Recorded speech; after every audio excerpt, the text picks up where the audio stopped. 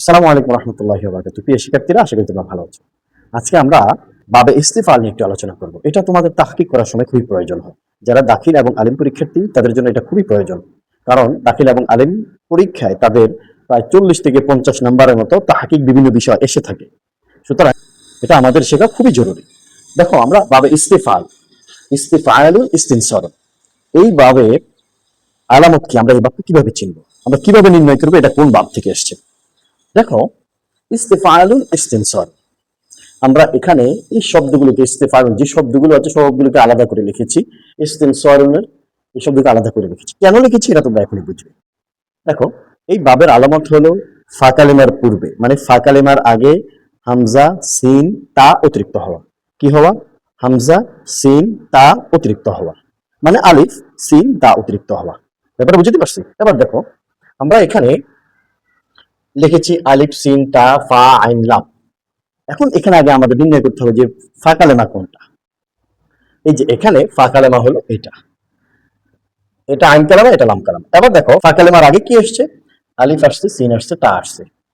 ফা কালেমার আগে যদি কোনো গরদানের কোন সিগার যদি আমরা দেখি যে আলিফ সিন তা অতিরিক্ত, তাহলে আমরা এটাকে বুঝে নিব যে এটা বাবে ইস্তেফাল থেকে এসছে।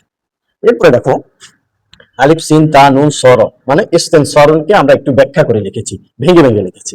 এবার দেখো, এটার মধ্যে আমাদের আলিফ সিন তা তিনটা শব্দ একসাথে এসছে, তাহলে আমরা বুঝেই গেলাম যে এটা ভাবে ইস্তেফাল থেকে। তবে এখানে আমাদের কি করতে হবে? আমাদের ফাঁকালে ব্যাপারটা, এই যে নুন সদর, তার মানে কি নাসর, নাসর নুন সদর, এটা হলো মূল অক্ষর, তার আগে আলিফ সিন তা অতিরিক্ত হয়েছে, এটাকে ভাবে ইস্তেফাল। এবার আসো আমরা একটু প্র্যাকটিস করি। আমরা এখানে লিখেছি ইস্তাগফারতা, ইস্তাগফারতা, তা যেহেতু আমরা দেখেছি তার মানে এটা কি? এটা হলো মাজির সিগা। এখন আমরা এই যে গফার, এটা হলো মূল অক্ষর, এর আগে আলিফ সিন তা, এই যে তিনটা অতিরিক্ত হচ্ছে, এটা বাবে ইস্তেফাল থেকে।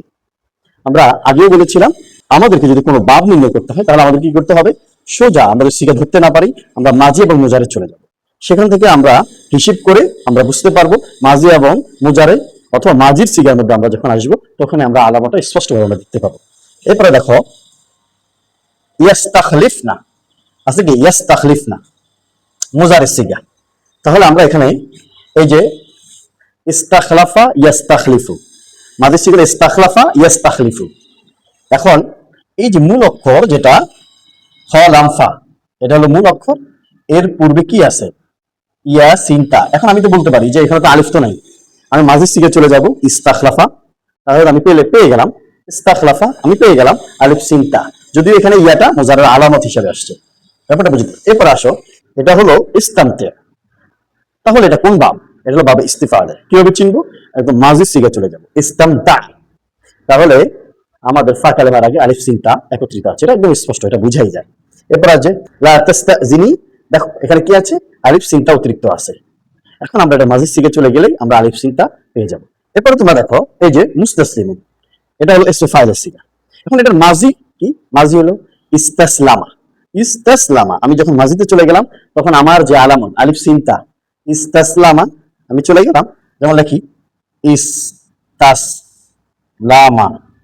ইস্তাসলামা, তাহলে আমি পেলাম তো এই যে সিন লামিম হইলো মূল অক্ষর, তাহলে এর আগে আলিফ সিন তা পেয়ে গেলাম।